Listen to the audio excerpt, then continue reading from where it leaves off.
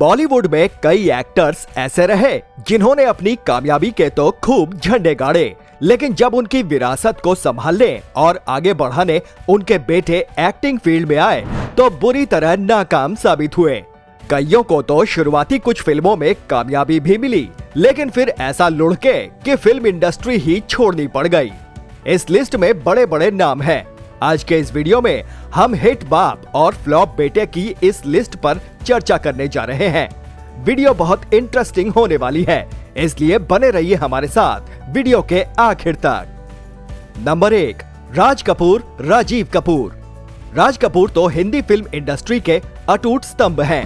राजीव कपूर राज कपूर के सबसे छोटे बेटे थे।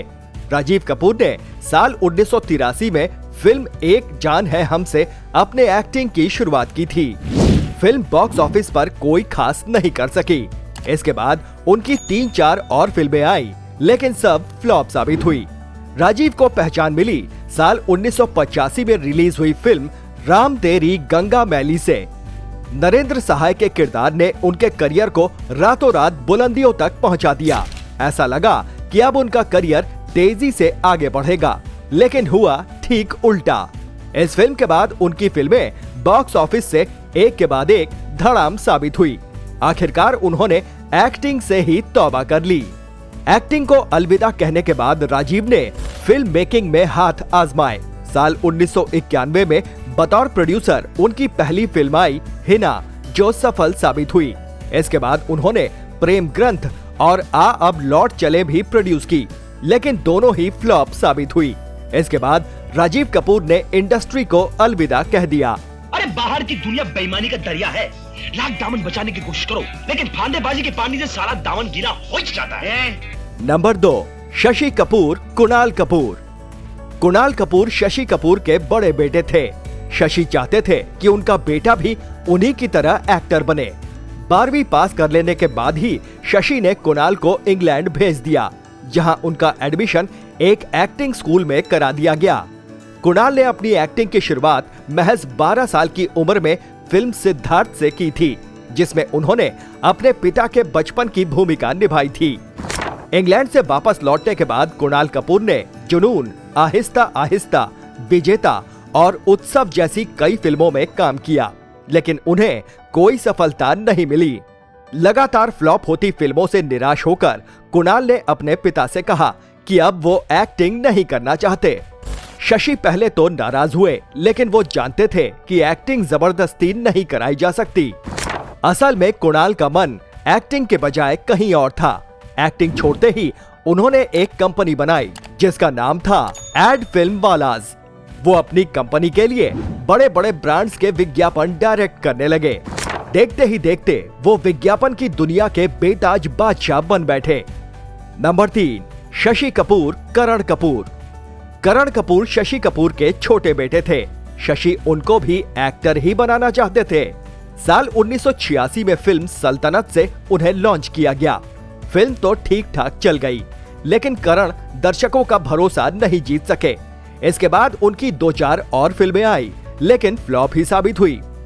उनका विदेशी चेहरा और भूरे बाल उन्हें भारतीय दर्शकों से कनेक्ट नहीं कर सके।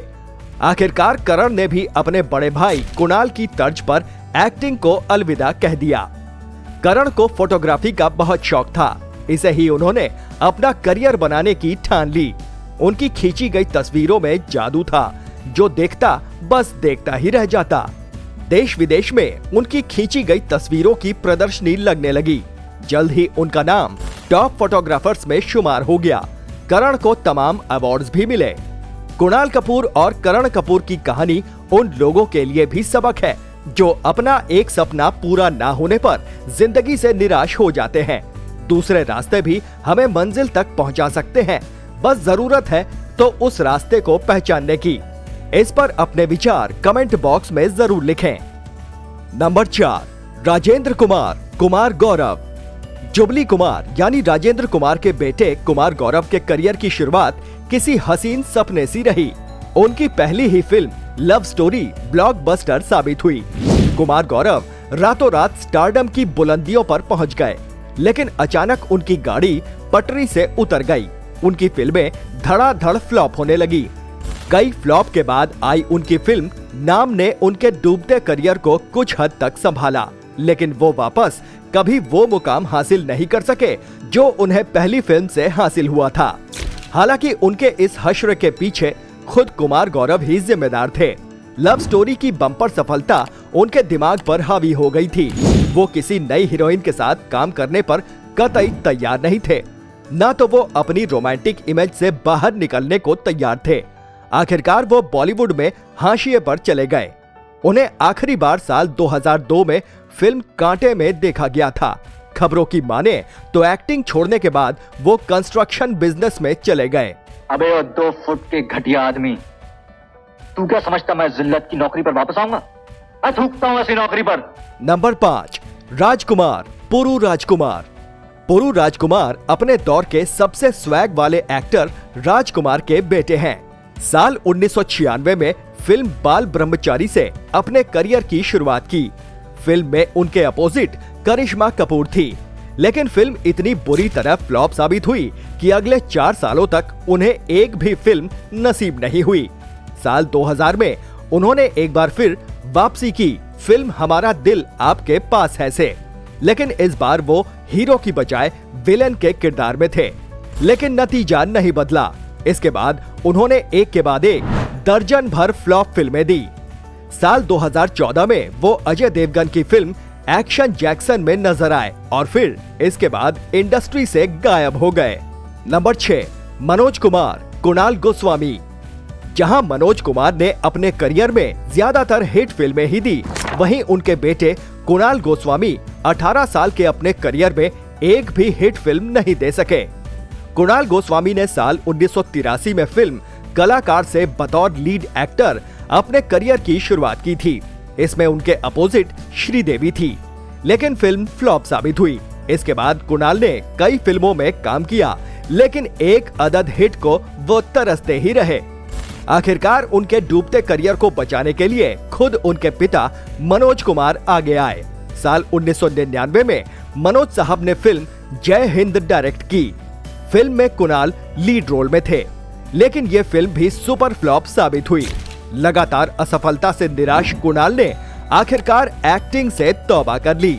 खबरों की माने तो एक्टिंग छोड़ने के बाद कुणाल गोस्वामी ने दिल्ली में कैटरिंग का बिजनेस शुरू किया था, जो बढ़िया चल रहा है। राधा तो मेरी जिंदगी में अभी आई है, लेकिन तू तो मेरे बचपन का साथी है मेरे दोस्त। नंबर 7, देवानंद, सुनील आनंद। देवानंद अपने बेटे सुनील आनंद को बॉलीवुड का सुपरस्टार बनाना चाहते थे। उन्होंने सुनील को लॉन्च करने के लिए आनंद और आनंद नाम की फिल्म बनाई। वो फिल्म के डायरेक्टर प्रोड्यूसर तो थे ही, एक्टिंग भी की थी। उन्हें लगा कि अगर फिल्म में वो एक्टिंग करेंगे तो फिल्म हिट हो जाएगी। फिल्म साल 1984 में रिलीज हुई, लेकिन बॉक्स ऑफिस पर बुरी तरह फ्लॉप साबित हुई। इसके बाद सुनील ने कई और फिल्मों में काम किया, लेकिन सारी फिल्में फ्लॉप ही साबित हुई। आखिरकार उन्होंने भी इंडस्ट्री को अलविदा कह दिया। इनमें से कौन सा एक्टर आपको सबसे ज्यादा टैलेंटेड लगा? कमेंट बॉक्स में लिखकर जरूर बताएं। वीडियो अच्छा लगा हो तो प्लीज इसे लाइक करें और ज्यादा से ज्यादा शेयर भी करें। चैनल पर नए हैं तो सब्सक्राइब करें और नोटिफिकेशन बेल जरूर दबा दें। मिस्टर झक्कीलाल आपसे फिर मिलेंगे एक नई फिल्मी झक के साथ। तब तक के लिए नमस्कार।